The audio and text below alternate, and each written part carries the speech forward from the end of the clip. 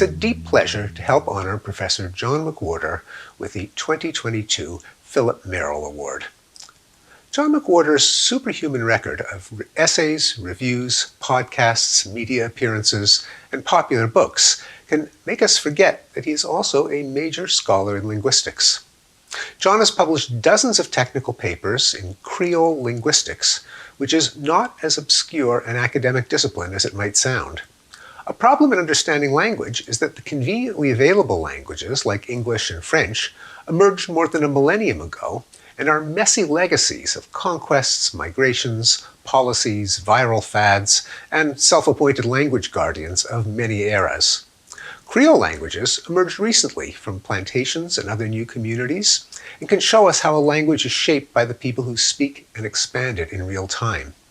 John has made original and sometimes contrarian analyses of these languages. He's argued that they're certainly complex and expressive, like all human languages, but they are simpler than familiar legacy languages because they've had fewer centuries to accumulate irregularities and quirks. He's also argued that they're a product of a generation of children struggling to acquire the dominant language as their second language, rather than of children inventing it as their first, as a famous hypothesis had claimed.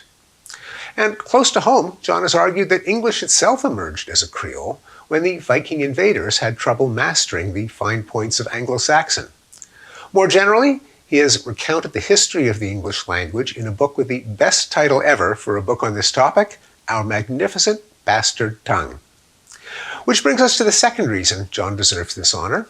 John McWhorter is America's foremost popular explainer and commentator on language, and I say this as someone who is sometimes described as playing this role himself.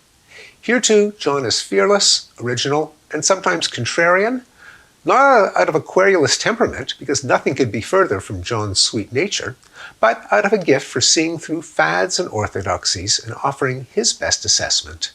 An example is his book, The Language Hoax, which makes a powerful case against the hypothesis, as popular as it is wrong, that languages shape the thoughts of their speakers. Or take John's book, Doing Our Own Thing, The Degradation of Language and Music and Why You Should Like Care. Though John is a vociferous defender of the richness and complexity of non-standard varieties of English, especially African American English, this did not prevent him from identifying a historical trend in all languages away from eloquence, articulateness, and formality in speech styles. This is seen in, and perhaps is caused by, the decline in having school children memorize great poetry, a practice he would like to bring back, hardly a popular suggestion among progressive educators. And then there's the body of accomplishments that I suspect bring us here tonight. John McWhorter is one of America's most original, thoughtful, and courageous commentators on race. More than 2 decades ago, he argued against racial preferences in admissions and hiring, and against the habit of attributing all group differences to bigotry by outsiders, rather than considering cultural norms of the groups themselves. In 2015, before anyone had heard of the word woke or experienced the Great American Awakening, John anticipated this revolution in his eerily prescient essay, Anti-Racism, Our Flawed New Religion. And in his latest book, Woke Racism, John fearlessly indicts this recent lamentable return to treating people as interchangeable members of a racial category rather than as individuals. John's defiance of all shibboleths, dogmas, creeds, and tribes has inevitably led him to be called a conservative, an attribution that comes from what I call the left pole, the mythical point from which all directions are right. But though John has never avowed the orthodoxies of the left, he's also resisted the temptation to find succor and support in the welcoming arms of the right. Politically, John is non-binary, and we all know how good that is.